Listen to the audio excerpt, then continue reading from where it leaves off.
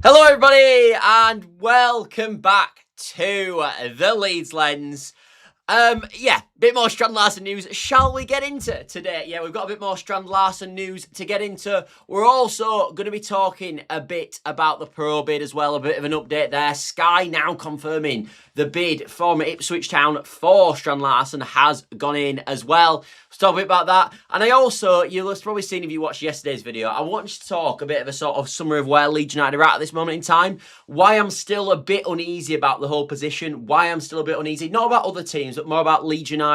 What is kind of bugging me a bit. So I want to talk a bit about that as well. And obviously, naturally, we'll get into all your guys' comments. But the main thing I've got to feel like from what I've seen on Twitter, from what I've seen on social media today is, and I put it in the title and I've put it in the thumbnail, not in the title, in the thumbnail, I think it's time we all stay calm a bit. I do think we've got this under control. I do think, look, I'm not saying we're going to sign Strand Larsen. I'm not saying that obviously the Strand Larsen thing's locked up and we're definitely going to get it or anything.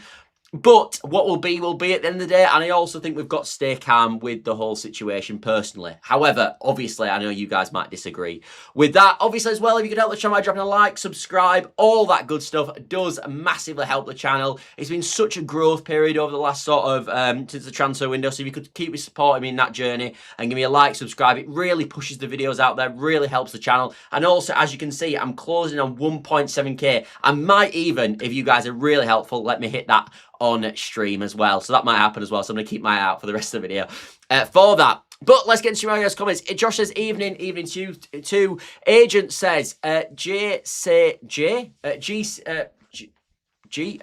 it so many times now.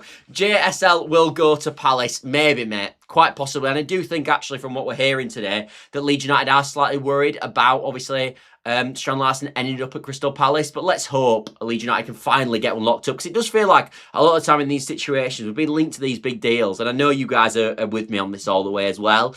And it never feels like we end up getting them over the line, does it? And I think that's why there's so much scepticism about this deal, because it feels like we've been here before. We've been there with Pajal till the sort of the last minute, and he ended up going to Marseille. I think we were close with Muniz. But I even remember like the sort of Gakpo deal, the DePaul deal. Do you remember all these deals we had that were like big money deals that just fell away? Right at the last minute. I know it's a different ownership now. We've not had loads of these traumas with this new ownership, but it does feel like we've been here before, doesn't it, a bit? Gipton White says, evening all, evening to you too, Gipton. Jack says, evening, mate. John says, told you our directors are clowns. They're not. I disagree with you. I do disagree. I disagree. But I've got to be honest, people. Today, I don't want to start with the Strand Larsen news. I feel like let's start somewhere else and we can move on to the Strand Larsen news later in the video. Will said last night we are not getting it. No one, mate, you're not the only one. There's a lot of people saying that as well.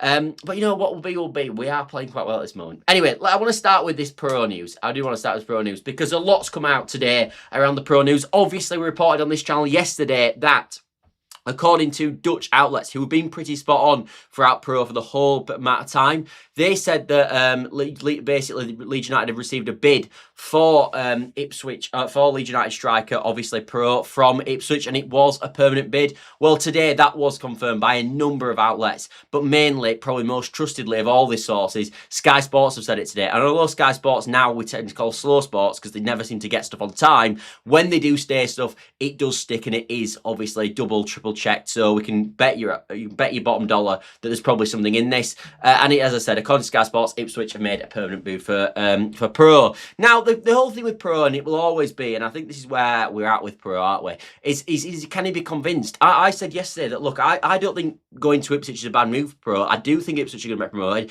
I do think that it will find himself playing in Premier League football next year. And I do think from on a Leeds United standpoint, of course, this would be a fantastic move for us, because this might allow us to go and get a left back. This might allow us to go get maybe another centre back, which a lot of sort of Leeds United fans think. So the main sort of situation with Piroe is, can we sort of, in a roundabout way, without being too aggressively, can we sort of convince him that this is the move for him and that he probably should, for the betterment of his career, end up at Ipswich. And I think you've just got, I've said this from day dot with this whole situation, going into January, even before January, you guys know, a lot of you sort of hardcore guys who've watched a lot of what I've been saying. I felt for a long time there just needs to be an honest conversation between Daniel Farke, Piroe, and maybe the board about the sort of next steps for Piroe. Because let's be honest, regardless of what anyone thinks about this situation, I know people are getting a bit more toxic online about Piroe and being like, almost force him out. We don't want that, do we? We really don't want that. And we want it to be a civilised end. If it does come to an end, we want it to be done in a civilised way. And that's why I think a nice sort of sit-down, sort of conversation between all parties about where it's going to be, it is the best outcome. Because let's be frank here, Piroe's done well for Leeds United since he's come to the club. He's not like a lot of players who've sort of stabbed us in the back over a number of years. Sinisterra, for example, he's not one of them players at all, and he's behaved in a really sort of professional manner, and you've got to give him good credit for that. But we don't want to see, and Piroe probably himself and Leeds United don't want to see another 6 months like he's just had, because it's no good for anyone. Leeds United don't get what they want. They're paying wages for literally no reason. Piroe doesn't get his game time that he wants. We don't want that to happen. That's what we don't want. And I think the worst case outcome here would be that Piroe ends up staying and has a 6 months like he's just had. And then I think you look at it in the summer and go, what was the point in that year? We might as well have moved him on the summer, or even at January, we might as well have moved him on then. And that's where I think we're getting to. And as I said, that's why sometimes you've got to just communicate. I'm not saying they're not communicating. Maybe they are. We don't know what's going on in the background with the Piroe situation. But I think at times you've just got to be open. Now, as I said, have an honest chat where we're all at and just go, look, this is the game time we're expecting. But we're looking at a striker as well. Surely he'll understand that if we're looking at a striker, maybe that lowers his minutes naturally as well. And yeah, really understand and get to the grip of this, because Piroe's obviously a nice guy, and we just don't want it to end with Leeds United forcing him out. And I don't think Leeds United will do that. So I think it would end then, if he doesn't go, where there's another 6 months where nothing happens again. Piroe is a bit of a fool to himself now. Yeah, it's tricky, innit? Like, part of me, I've got two different shoulders on this. One shoulder goes, well, I rate him for wanting to stay and fight for his place. The other shoulder goes, you're a bit daft, mate, because actually Ipswich are quite a good prospect. It's not like, as I said yesterday, it's not like he's going to Leicester or sort of a team that are going to be right at the bottom, sort of in the middle of the league and not get promoted. Like, there's every chance Ipswich get promoted this season. I think before the last game that they played, they'd won 4 on the trot. And I do think, we know what Kieran McKenna's like. We know he's a good coach. I mean, we had to battle him for one bloody year, didn't we? And we always fell short. And I think they've got a much better team this time than they had at that point as well.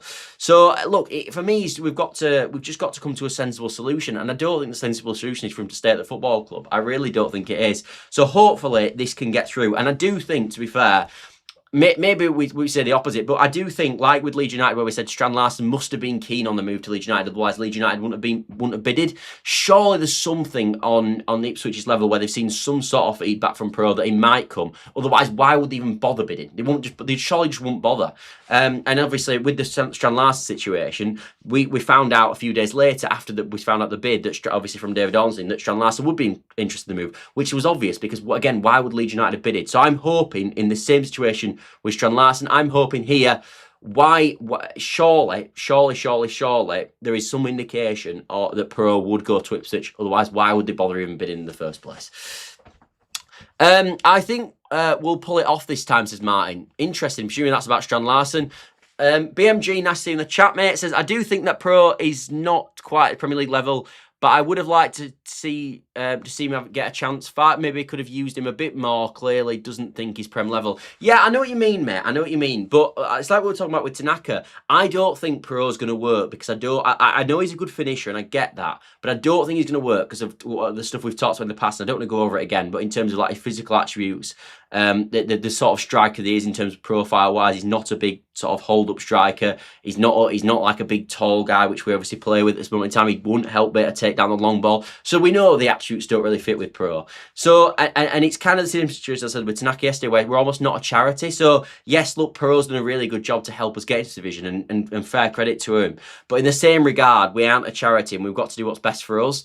And we don't want to go down because we're playing players just on a sort of charity basis. So look, if Piroe can't get in the team because he doesn't fit, then with a great respect to him, as much as he's done for us, too bad. You know what I mean? Too bad. John Pepper says, Martin, do you think we'll sign him then?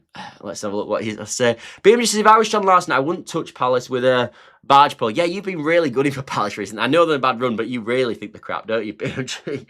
We'll know more in 3 to 4 games' time, but they look on a serious downward spiral. They do, mate. They do. Arsenal just conceded again. Is that an indication that Arsenal are already 1-0 down? Because they're playing some donkeys, aren't they, tonight?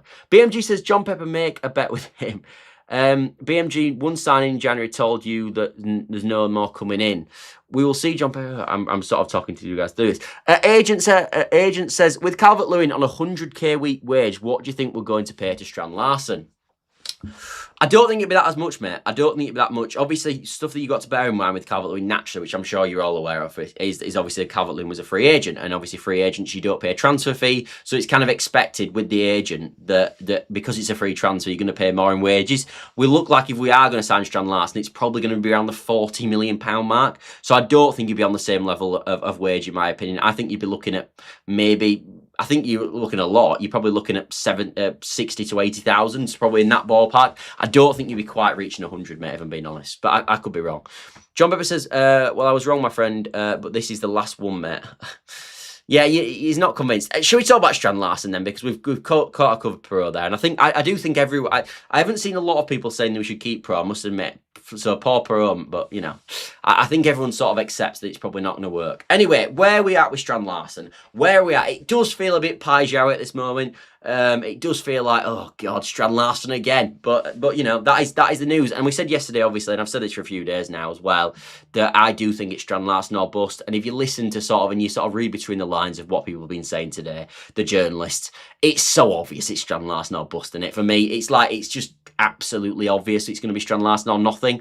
And we also said as well, and I don't want to be like, oh wow, I'm right here, because look, I get stuff wrong all the time, but we did also say as soon as the Strand Larsen news came out that this one would go down to the wire, and it was probably going to go late into the transfer window, because it was the thing that obviously made sense in terms of where Wolves were going to be at. They're obviously going to wait, hope a team panics in January, hope they put in a huge fee for Strand Larsen and get the most money possible. So they were always going to wait, but this was sort of backed up today from Graham Smyth, who did say that this one will kind of go down to wire. And it also said in there, which I thought was interesting, I think this is where a lot of the fans are at as well, that Leeds are in talks with him, but there's a real concern about Crystal Palace interest. And I think this is a problem for Leeds. I think the reason we put a bid in when we did is to try and get this deal wrapped up, because I think Leeds United know we might be able to pay the same as to Wolves for Strand Larsen, but we definitely, I don't think, can put the same packet up for Strand Larsen in terms of the payment plan. I think our payment plan will obviously be spread over a number of years, probably paying a lot of it in the summer. Whereas I think if Crystal Palace get good money from Mateta, which is obviously the potential that could happen with Forest lurking, and apparently maybe Spurs might have a look at Mateta as well in January, then obviously they might be ready to go in January to pay the fee, and obviously that will be much better payment terms for Wolverhampton Wanderers as well. So again, this is why I think Wolves are stalling on this deal with Leeds. I don't think they definitely reject it, and obviously that has been rejected, but I think maybe Leeds later in the window could agree a price that would work with us. But I would imagine Wolves are waiting for a better offer and just seeing what the options are, because Wolves can basically go, we know our players wanted. Worst case scenario, we keep him. Let's get to the final days of the transfer window. Let's look around and go, which offer do we want? A Crystal Palace there? They're not? All right, well, let's go with the Leeds United offer then. And I think that's where we're at, and I think that's why Leeds United are a bit concerned. And normally in this situation, I'd say, oh, well, with Strand Larsen bid, let's just drop our bid by £1 million a day, something like that. Force Wolves' hand. But Wolves, unfortunately, with this situation, with a player that's obviously very wanted, are in the driving seat for this deal. So they can demand terms, and they can just say, well, you drop it by £1 million, we'll just keep him then, and you can have him, you can be in an all-out war in the summer, which we know Leeds United are trying to avoid by doing this deal in January. So I think that's the issue with this deal, and it was always going to be the issue, is that Wolves are just in the driving seat because they hold the cards. And that's what makes this whole deal really tricky, in my opinion, which is why, as Graham Smyth said today, that this deal is going to go down to the wire. But nice that Leeds United, Sky saying today that obviously Leeds United are still talking, so we know Leeds United haven't walked away from this deal. They are still actively negotiating with Wolves to try come to a solution. Anyway, let's get on to some more of your guys' comments. Where are we?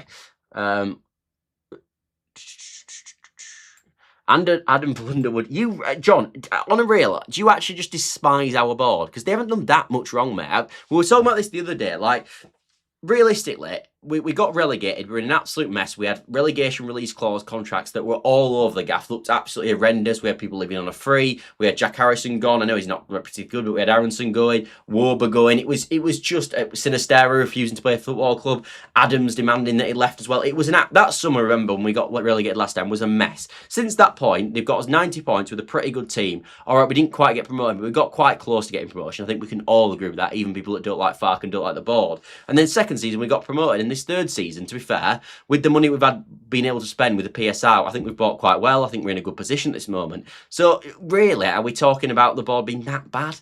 Have they been that bad? I mean, I tell you what, if this is bad, you genuinely should see worse.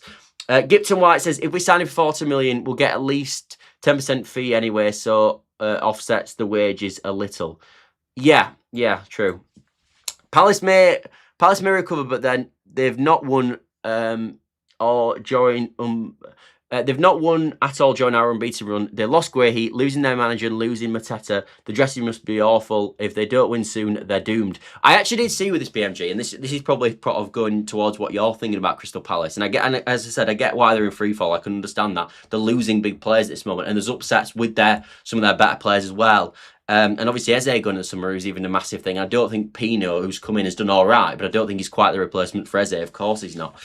So I understand what you're saying, mate. I really do. I still think they'll have enough, though. And as I said, on a Wolves basis, they're probably not that bothered. And I think Strand Larsen would go to Crystal Palace. I'm not saying he'd prefer to go there, but I think he would go there if they put the best offer down. So, and if they get Strand Larsen, then maybe they've got a better chance as well. So, but I do get what you're saying. Agent says, so that's 180 grand a week for two. Realistically, just asking Ndiaye and Barry and 45 a week at Everton.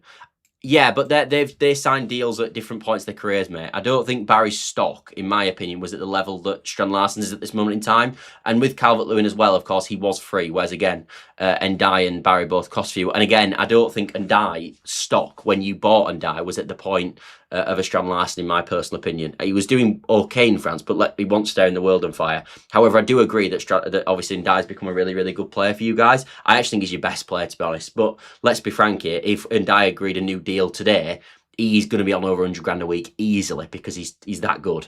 So, you know, like if unfortunately for you guys, Ndiaye does move on, he's going to be on well over 100 grand at like a Man City or wherever he goes. Wolves want to cash in and Leeds can't do that with PSR. It will only happen if Palace drop out, says Agent Smith. Yeah, kind of, mate. That's kind of the problem we're in, I think. We shouldn't let him go. We shouldn't let him go. Use it as a bargaining tool. I'm not quite sure what you mean. Is that in terms of trying to get the Piroe deal? Maybe. Offer 15 million for Wilson instead. I don't think the problem is, mate. I don't think Wolves. Maybe they would take 15 million for Wilson, but he's a different profile, Gavin, completely. And obviously, we've got a winger now in obviously Buonanotte that's come to football club. I actually thought Buonanotte was quite bright as well when he came on the other day, so I don't think they'll do that. Leeds boards are and Blunderwood needs sacking. You're really going for it. I still think John, you've been angry for a couple of days, pal. You're all good. BMG says, I still think plenty are going to stay up if we don't have too many simultaneous injuries to key players. We've been one injury away from a Byram starting, so I think it's risky to sign no one. I agree with this. The left back situation is a problem. It really is. Diggler says, I'm thinking that until the moment that we bring a new striker in, Fark is unable to tell Piroe that he isn't in his plans anymore. Yeah, maybe, mate. I think that's probably a fair comment. Stephen says, hi, mate. Feel Wolves are holding out for Palace. Whatever happens, I just trust the board. I trust the board as they wouldn't want us to go down so they know what they're doing. This is what I mean. The board want to sign Strand Larsen in January. That is their aim. I know people think that it's like, John's been suggesting in the chat that like it's PR and we don't want to buy anyone. Of course they want to buy Strand Larsen. Like when we got linked to him and everyone went, do you think they're actually like Strand Larsen? Well, I bet they do. He's a class striker. Of course they like him. I'm sure they do. I like Margot Robbie. Of course I do. Like, come on. Like, yeah, of course that is true. But in the same breath, it's about making a deal work, isn't it? And that's what's tricky, because one thing we don't want to do is that we don't want to put the club in financial jeopody if we go get relegated. That's what we do not want, and I don't think this ownership will do that. So I know as fans, we like, oh, push the boat out, be aggressive, be sort of almost take a gamble a bit and do that to stay in the league. If the board feel that if we get relegated, we'll be in financial meltdown if we sign Strand Larsen, they won't do the deal. And to be honest with you, I'm happy with that. I don't want them putting us in. I don't want them risking us. I don't want to think that if we get relegated, we're in financial meltdown. I don't want that. It's stressful enough as it is.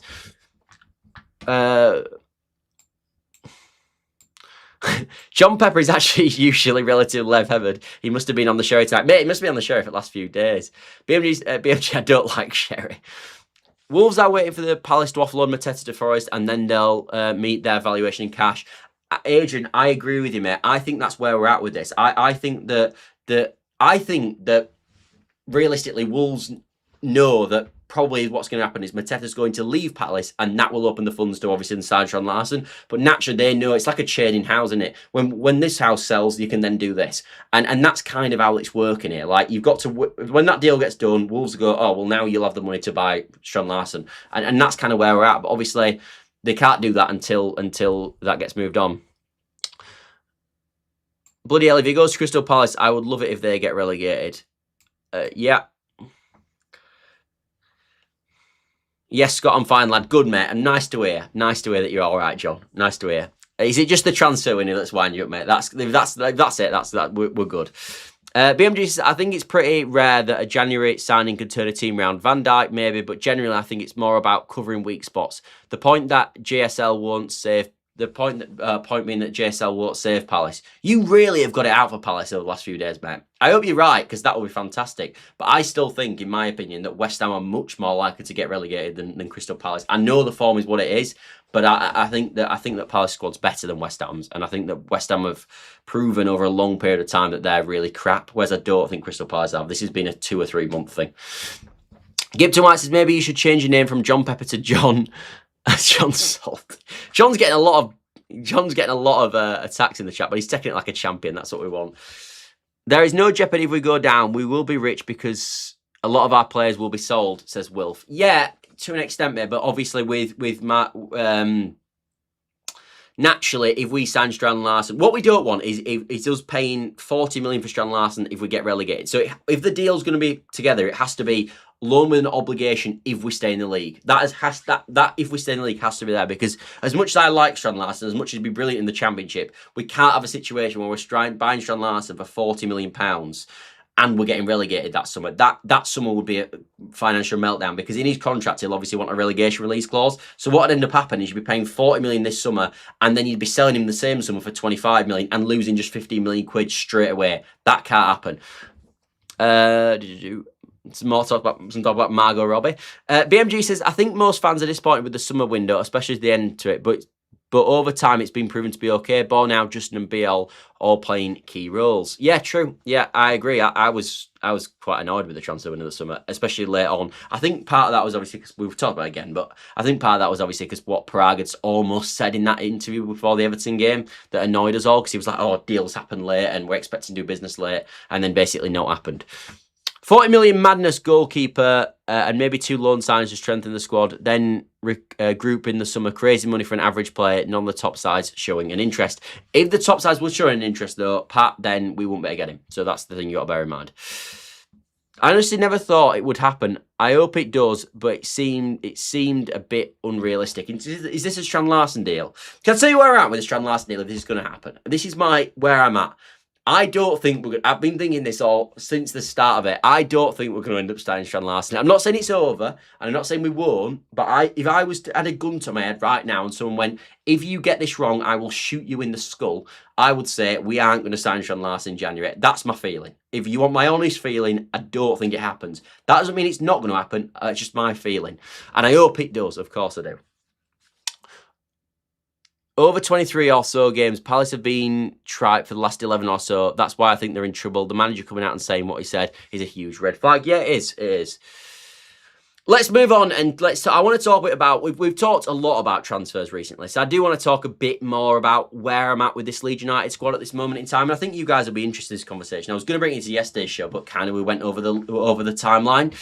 So, where I'm at with Leeds at this moment, if I'm being honest, with the whole situation and 6 points clear and all that, I think we're doing well at this moment, and I think we're doing really well at this moment, and I think we're playing really well. I actually think we're overdoing expectations at this moment. I think no one thought with this season at any point we go well. At least not anyone that I've heard would have thought we'd go 11 games in the Premier League losing one. I don't think anyone thought that at the start of the season. So I think we're massively overperforming, but I think that we're overperforming at this moment because I still don't think that teams that come against us have got a plan to stop our shape at this moment. I think this shape is killing teams, and I think especially in that first half against Moyes and Everton on Monday night, I thought it was so obvious that we absolutely dominated out wide, and I thought the fullbacks had the sort of the freedom of sort of not Goodison Park anymore. What's it called? The Hill Dickinson Stadium. And I still don't think anyone's been able to figure us out in that sense. And I think that's a huge positive for us. My worry, and this is, I can't get this out of my head, and it's the same with the sort of situation at this moment. As I said, the confidence is high. The system's working really well. What happens when one of them starts to fail? This is where I'm at a bit. What happens when someone figures out this system that we're playing and it doesn't work as effectively? What happens when a few of our players drop a bit of confidence? Because this happens, by the way, and it's happening at the moment at times with certain players like Tanaka that we talked about. What happens when that happens? Because that's my main worry. If we carry on playing to this level to the end of the season, we will stay in the division. The part of me that worries, though, is are we going to do that? And that is the only concern I have. And I think West Ham, as I said, like we talked about before the 2 wins, I don't think they were going to be ever as bad as they got in the first 19 when they got 14. I think West Ham are going to get probably between sort of 35 and 40 points. That's where I think we're at. We're currently on 26. So if we need 40, we need 14 more. And that's totally plausible with the way we're playing. I think we'll get that with ease. It's just if something started to slip. If we say we lose against Arsenal and then we go into a massive Forest game and lose the Forest game, something like that, and Dyche finds a system to stop our back three. I'm not saying this will happen, by the way, but if that happens, that's where I'm worried, because I do think at times we haven't got tons and tons of quality, and when the system maybe starts to let us down, I think we could really start to suffer, and we could go on a bad run. I think that can happen. I don't think everything that happened at the start of the season is now all sort of all sort of fixed. I really don't think that. So that's kind of where I'm at with it, and that's why I haven't come on yet on any of shows and said that we're definitely staying up now. The only time I nearly did that was when we beat Fulham at home a few weeks back. And obviously I finished with that game finished, and then about the Spurs West Ham game went on for another sort of like 5 or so minutes afterwards, and they ended up getting a really late goal, of course. If they hadn't got a late goal that game and we'd have gone 10 points clear, that would have been quite a coup in my opinion, because I'm not convinced they're going to beat Sunderland like they have. So that is the only thing that I've got in the back of my head. And as I said, if everyone was as bad as Burnley in terms of the squad calibre, and West Ham were as bad as Burnley, and Forest were as bad as Burnley, in my opinion, squad calibre, again, I wouldn't have an issue with it. I think we'd be all right. It's just I think them squads are pretty good, and I think you're sending quite. I think if one of them two goes down, I don't think it'll be Forest. So say it's West Ham or even it's Crystal Palace, I think you've got to send a pretty good team down there. And if they do send a pretty good team down, fair play to them. But it's going to be harder to do that because they're going to get a decent points total, and that is the only sort of thing that I've got in the back of my head. And I'm interested to see where you guys think on that. And people might disagree with me, but I'm very interested to see where you guys think on this. But that is the thing I can't get out the back of my head. That at some point we might lose confidence, or the pressure might get to us a bit, because it is going to get the pressure. Yes, we're talking about how fantastic these games are in our last 10. They're still going to be hard, because winning every game in the Premier League is hard, and the pressure is going to be right on at that point. That's going to be when the pressure is its highest. And can we see these players perform when the pressure is absolutely on us? I'm not saying we can't. I'm just saying we haven't seen that yet. But maybe we have seen that at the back of the last year at times. So I don't know. Let's have a look. You all say what like about Perry. I think will come good. My words. Sterling has left Chelsea, but please, we can't go near him. I know you won't say, but that's what Sterling is. Useless. Rude word if you prefer. Yeah, he's not great, mate. If I'm being honest, I was talking to my dad about this today when we were having I was eating my tea, and I was sort of saying to him, we were on about Sterling, and I was just like, I just don't think he's good enough. Like, and I think there's some things that he can offer. I think he can offer experience, but he hasn't had a good game for me for about 3 years now. So, you know, yeah, I agree with you. Gibson White says, I'm a realist. Okay. I worry about Saturday and hope it doesn't dent the confidence. If the worst happens on Saturday, we are a different proposition now, thankfully. Yeah, hopefully. Hopefully the run we've been on brings confidence into players that we don't see a really negative reaction. It's just if we look, if we lose against Arsenal, I'm not that worried. If we were to lose against Forest, I would start to worry a bit. Ernie says, why would Wolves do a loan with obligation if we stay up? If we go down, save us, but lose out and sell him for 20 million in the summer? Would Wolves be dumb to do that? Not really, Ernie, because if they've got no other option, they might as well take a gamble that we're going to pay 40 in the summer. Because obviously, as you said, if they get relegated, then it'll be 20 million anyway for him. So they'll look at it and go, Leeds will probably stay up this year. If they stay up, we'll get 40 million. Worst case scenario, if they don't stay up, he comes back to us and we only get 20 million, but it's worth it to maybe get the extra 20 million quid, which it probably would be for 6 months. Do you mean like Moyes did? I'm not quite sure what you mean. I think the system seems to be very flexible, so it might not be quite as easy for teams to quote-unquote work us out. We don't seem to change systems during most games. We do seem to change. Yeah, we do. And I think that's something that's massively people underrate with Fark. Like, everyone keeps telling me we're still playing a 3-5-2. We're not. We haven't been playing a 3-5-2 for a long time. We're almost playing like a sort of 3-5-1, something like that, where Aronson sort of plays behind sort of Calvert-Lewin, the big man up front. That's kind of how we're playing. And obviously, if you listen to sort of Fark's press conferences, which I know a lot of you guys do, he always talks about, at the moment, we're playing a different way every single week. So that does help us, and I think that's been a massive positive. So then maybe the system will be okay. But what happens when because I think we can all agree in that first half against Everton, and actually for about 11 games now, we've been playing sort of very well and sort of full of confidence. What happens if we lose a few games and that just dips a bit? We won't lose to Arsenal and we will beat Forest. Mate, that sounds like let's get on that. Agent says Sterling's on 300 grand a week. That ain't happening. Technically, mate, but he's with Sterling, he has just had his contract terminated, which means that obviously he'll get a massive payout from Chelsea. I think he's got 1.5 years left on his deal still, so you're talking probably maybe over £10 million that he's just received in his bank account. Not so bad. Which means that they probably take a reduced wage anyway, but I still don't want him. At this stage, it looks like Wolves are down, Burnley almost certainly down, and then 18th between us, West Ham, Forest and Palace. I'd say West Ham or Palace are favourites to go. Yeah, categorically, mate, in terms of the bookies, I think Wolves are something like 1-50 to stay up, or 1-50 to go down. Burnley are 1-20 to go down, and then I think West Ham are 1-3 to go down, and then next is Palace. So yeah, I get that point. I'm thinking that we haven't peaked yet this season. Oh, this is an interesting comment. I'm thinking that we haven't peaked yet this season. I think we could start winning games rather than drawing games. Interesting, mate, because if we can turn them draws that we've been having into wins, yeah, let's get on with that. 100%. Yeah, don't want Sterling. Yeah, I think a lot of people think that. Sterling was crap even when his stock was high. He was flattered by playing in a great Man City team. He was decent for about 2 seasons, that's all. Yeah, true. And Tottenham. Yeah, Tottenham, yes, mate. But if you look at Tottenham, are not going to go down, realistically, in my opinion. I know what you're saying, and they've got an awful run. We talked about it yesterday, but then I just don't think they'll go. An important point is JCL wants playing time because he wants to participate in Norway's squad for the World Cup. The family in Norway said so just before Christmas. Yeah, I agree. But he'll get game time at Leeds. There's no if we're paying a fee now to get him before the summer transfer window, then we're obviously expecting him to be in our plans from now until the end of the season. And if he's in our plans from now until the end of the season, then of course that's brilliant, and he will be playing, because we're not going to pay a massive fee in January when you could pay a lesser fee in the summer if he won't going to feature. So and he'll know that. I don't think our confidence will drop even if we lose a couple. I think the team has found belief and it won't just evaporate just after a couple of bad results should that happen. Hope so, mate. I hope so. But I'm not as probably convincing you as that. If we lose against Forest, I will be a bit worried, I must admit. But that's just me. It also depends how West Ham are getting on, doesn't it? Like the best hope we can have is that West Ham just start being absolutely crap again. Like if West Ham don't beat Chelsea, don't beat Burnley, and don't beat Man United, we can start to lick our lips again. Anyway, thanks all for watching, as always. What day are we on today? Wednesday. So I will see you tomorrow. Hopefully, we'll have hit 1,700. That would be nice. And then hopefully we can get to 2,000 by the end of next month.